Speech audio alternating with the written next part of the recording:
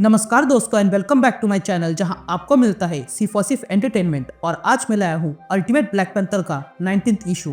तो यार वीडियो पे नए हो तो वीडियो को लाइक कर देना और चैनल पे नए हो तो सब्सक्राइब कर देना।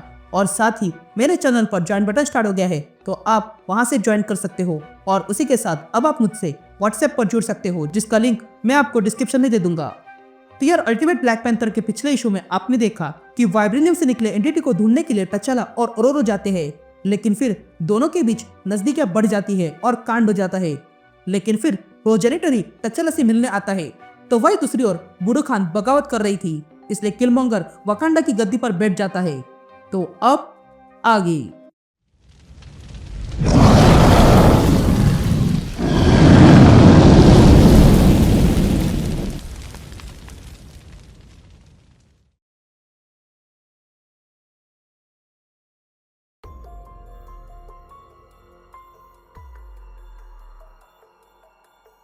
ऑलराइट गैंग, तो इशू की शुरुआत में हम एरिक को देखते हैं जो ईनान से पूछता है तुम उस प्रोजेनेटर को सेंस नहीं कर सकती हो ना। जिस पर ईनान कहती है हाँ मैं अभी सेंस नहीं कर पा रही हूँ, मैं उसके डार्क वाइब्रेनियम को फील कर पा रही थी जो वकांडा में है पर अब वो भी फील नहीं कर पा रही हूँ। जिस पर एरिक कहता है तो क्या हम ये फिर से स्टार्ट करें। जिस पर ईनान कहती है नहीं, मैं ऐसा रिकमेंड नहीं करती हूँ, शिकारी शिकार करने से पहले कभी कभार शांत रहता है। ये सुनते ही एरिक कहता है तो फिर क्या करें, हम यहाँ पर बैठे रहे। ये बूढ़ू खान ने मुझ पर हमला किया था, यहाँ लोग भयभीत हो गए हैं, टचाला गायब हो गया है और ओरोरो भी। तो ऐसी हालत में किसी को तो कुछ करना ही होगा ना। जिस पर ईनान कहती है तुम्हें कोई नहीं रोक रहा है एरिक, तुम्हारी तारीफ शुरू भी करती है और ओको भी। मैं तो बाहर की हूँ और मैं तुम्हें बता नहीं सकती हूँ कि आगे क्या होने वाला है। जिस पर एरिक कहता है हाँ बता नहीं सकती हो, पर क्या तुम सजेस्ट करना चाहती हो। तभी ईनान एरिक से कहती है देखो ये मून नाइट, रा और कोनशु इन सब के पास डार्क वाइब्रेनियम था और मुझे डाउट है कि उन्हें इनके राज पता होंगे, पर टचाला ने कभी उनसे पूछा ही नहीं, पर तुम पूछ सकते हो। जिस पर एरिक कहता है ओको इस बात के लिए मानेगी नहीं। जिस पर ईनान कहती है क्वीन को इसके बारे में मत बताओ, मैं इस बात का ध्यान रखूंगी। यह कहते ही ईनान एक चीज निकालकर एरिक को देती है और कहती है इसे एथमी ऑफ वो कहते हैं और ये वो कर सकता है जो तुम सोच सकते हो। तभी वो चीज लेकर एरिक ईनान से पूछता है तुम मुझे ये क्यों दे रही हो, तुम्हारी इसमें क्या रुचि है, तुम तो वकांडा भी नहीं हो। जिस पर ईनान कहती है कि जब मैं मेडिटेशन कर रही थी तब मैंने देखा कि प्रोजेनिटर क्या कर सकता है और मैं उसके इरादे जानती हूँ, इसलिए अब दुनिया की भलाई के लिए जो किया जा सकता है वो करना पड़ेगा, क्योंकि मैं सॉसरर हूँ और मैं कुछ भी कर सकती हूँ। यहाँ सीन शिफ्ट होती है और हम दो गार्ड्स को देखते हैं जो रात के जेल के बाहर खड़े थे। तभी उनके सर पर मैजिक होने लगती है और अगले पल वे दोनों बेहोश हो जाते हैं। यहाँ जेल के अंदर हम रा और कोनशु को देखते हैं जिनके ऊपर एक मैजिकल पोर्टल खुल जाता है। ये देखकर कोनशु रा से कहता है तुम देख रहे हो। ये कहते ही उन दोनों के मुंह बंद हो जाते हैं और तब वहां पर एरिक और ईनान आ जाते हैं। तभी ईनान एरिक से कहती है इनकी पावर न्यूलिफाइड हो गई है, इसलिए तुम्हें अब जितना समय चाहिए उतना मिल जाएगा। ये सुनते ही एरिक वो जेल खोलता है और अंदर आता है और कोनशु और रा से कहता है मैं नहीं जानता हूँ तुम दोनों में से लीडर कौन है और ना ही मुझे इसकी परवाह है, पर तुम्हें जानना होगा कि वाइब्रेनियम के अंदर कुछ छुपा है क्योंकि तुम उसका इस्तेमाल करना चाहते हो। तो ईनान इनका मुख खोल दो। ये सुनते ही ईनान इन दोनों का मुख खोलती है। तभी कोनशु कहता है तुम किंग नहीं हो। जिस पर एरिक कहता है हाँ नहीं हूँ, पर मैं ही तुम्हारे सामने अब खड़ा हूँ और मैं किंग की तरह काम नहीं करता हूँ। ये कहते ही एरिक वो चीज निकालता है जो ईनान ने उसे दी थी, जो असल में एक टाइगर था। तभी देखकर कोनशु कहता है मैं तुम्हें जानता हूँ, तुम तो वो जंगल वाले आदमी हो ना जिसके साथ वो औरत भी थी, तो क्या तुम्हें घर मिल गया। तभी एरिक का वो टाइगर ग्लो होने लगता है। ये देखकर कोनशु एरिक से कहता है तुम्हें कोई आइडिया नहीं है ये जगह क्या है और तुम मुझे मार नहीं सकते हो क्योंकि किंग ऐसा नहीं करते हैं। जिस पर एरिक कहता है मैं तुम्हें मारूंगा नहीं, लेकिन सॉसर सुप्रीम ईनान ने कहा कि डैगर ने जिन जिन को फाड़ा है उसका दर्द अपने अंदर भर लिया है और वो चाहे तो वो किसी को भी ये दर्द दिला सकता है, इसलिए मैं प्यार से पूछ रहा हूँ, जो जानते हो वो तुरंत बता दो, नहीं तो ये डैगर चलाने के बाद मैं पुनः तुमसे पूछूंगा। तभी कोनशु कहता है दर्द से मेरा पुराना नाता है। जिस पर एरिक कहता है ठीक है देख लेते हैं। यह कहते ही एरिक वो डैगर कोनशु के शोल्डर में घुसाता है जिसके कारण कोनशु जोर से चिल्लाता है। या हम टचाला को देखते हैं जिसके सामने प्रोजेनिटर खड़ा था। तभी टचाला प्रोजेनिटर से पूछता है ओरोरो कहाँ पे है? जिस पर प्रोजेनेटर कहता है, तुम मुझसे सवाल नहीं पूछ सकते हो, तुम मेरे सामने कुछ भी नहीं हो, तुम्हें तो मेरे सामने अपने घुटनों पर होना चाहिए। ये सुनते ही तचाला को गुस्सा आता है और वो प्रोजेनेटर पे हमला कर देता है और उसे लात मार के पीछे फेंकता है।